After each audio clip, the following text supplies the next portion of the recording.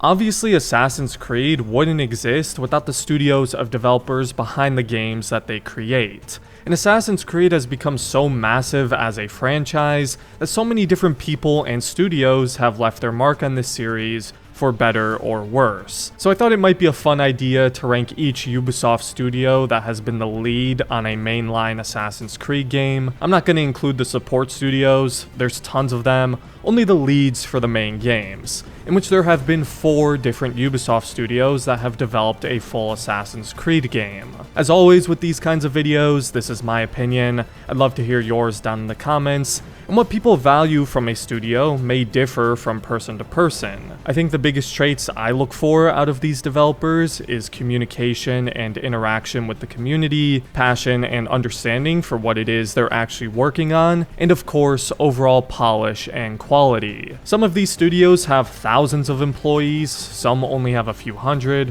While they are all under the umbrella of Ubisoft, a lot of these studios still differ in many ways, and that's important to keep in mind. So coming in last, and really to no fault of their own, I'm going with Ubisoft Sofia. And that's not because I think they're a bad studio or anything, they're just not really a lead developer on any of the games besides Rogue. Rogue is the first and only mainline AC game they were in charge of developing, and they were only given 8 months to do it, which is still just insane to me, but all things considered, I think they did a pretty good job. For them being a smaller studio, their first time working on a full AC game, and only having 8 months, yeah, I'd say they weren't really put in the best position to showcase their talents as a studio, but even so, I'm still impressed with what they could accomplish in such a small span of time.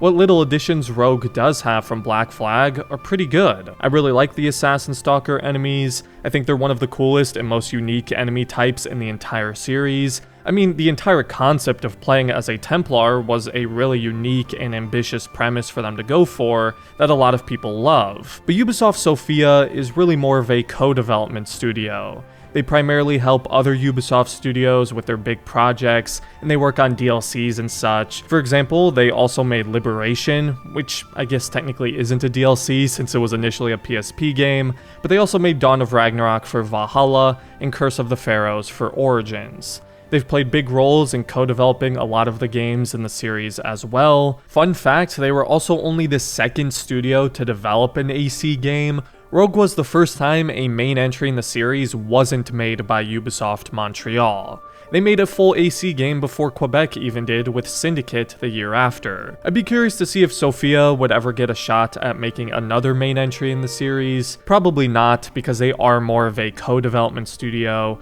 but I'd be interested to see what they could do when given the proper time and resources that they didn't get with Rogue.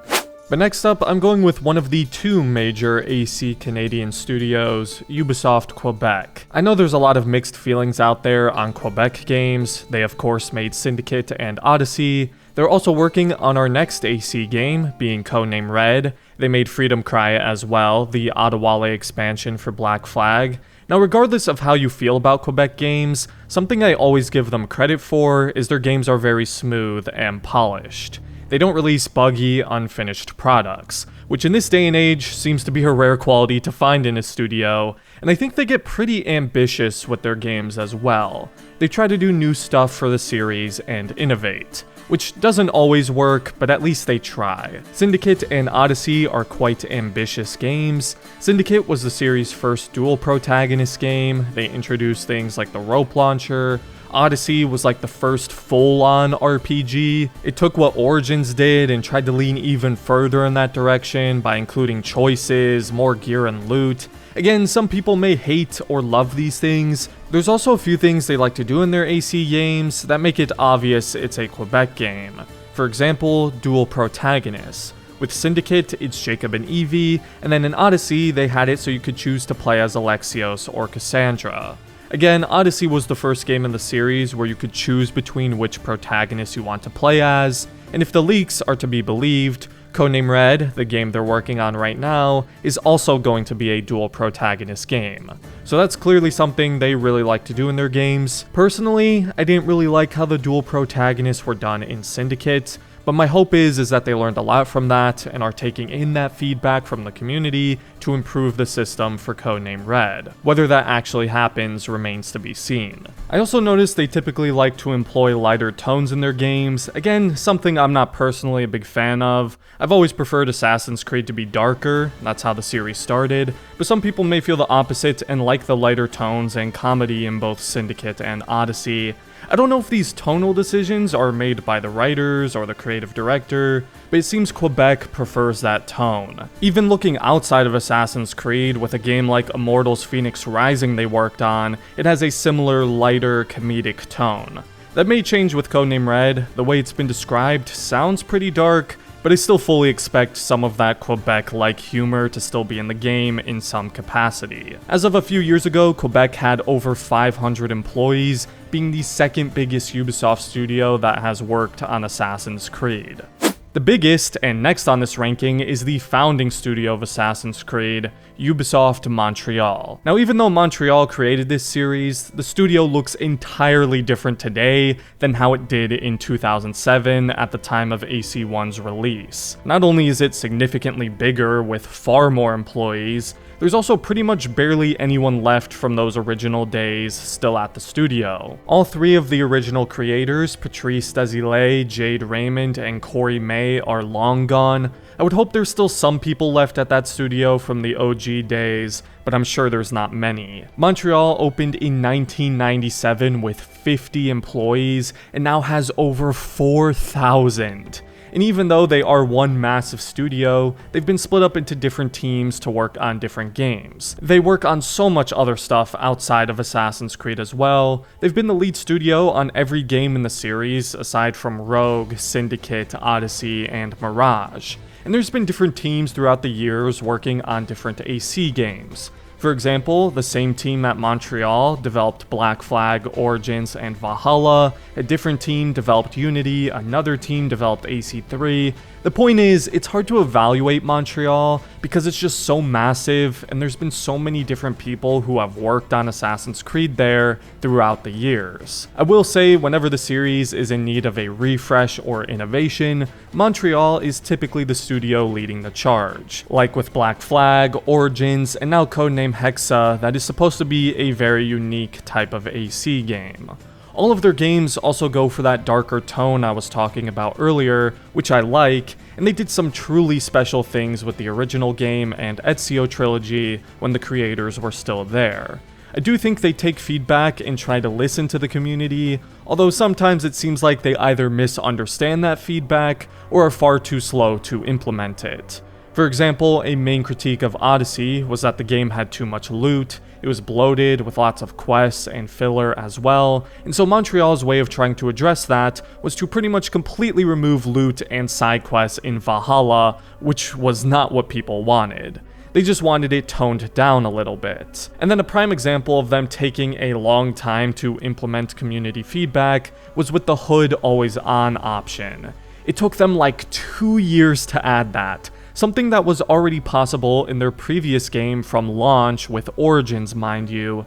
So I do think they try to listen to the community, but don't always understand. They are currently working on Codename Hexa, the creative director being Clint Hocking, and lead writer Darby McDevitt, which are two very talented people that have garnered a lot of love and respect from fans over the years, which gives people a lot of hope for that game. UB Montreal has shifted and changed a lot over the years, so it's pretty hard for me to rank it any higher, but there's usually always something to enjoy in their games, even if they're far from perfect. But my favorite Ubisoft studio right now is Ubisoft Bordeaux. Big surprise. Bordeaux is kind of like the community sweetheart right now. In terms of everything I value from these studios, passion, vision, communication, taking in feedback, Bordeaux, right now, far surpasses all the other studios for me. They are much smaller in size than Montreal and Quebec. They have over 400 employees, which is actually still quite a lot for a game development studio, but on the smaller side for a Ubisoft studio, and I think that works to their advantage. I almost feel like with less people working on a game, it's easier to keep the vision of what the game is supposed to be, if that makes sense. Games made by smaller studios feel a little more passionate and personal to me.